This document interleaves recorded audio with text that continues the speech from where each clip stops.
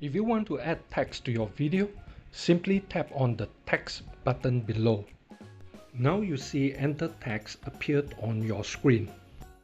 Tap on the Enter Text column and type in your text.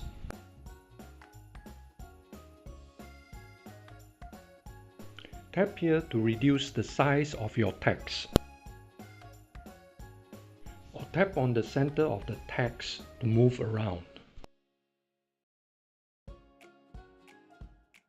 Tap on the button style to change to any color that you want.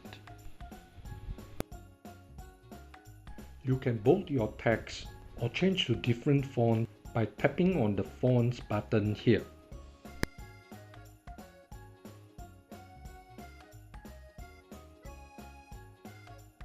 You also can change the text animation if you want to fade in or fade out.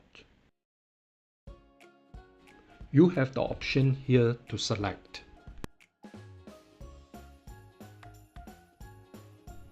Once you have finished, tap on the tick mark. You can see the text timeline appeared on screen. Now tap and hold on the timeline to drag to your left or to your right. Or tap and hold on the white sidebar to increase the duration.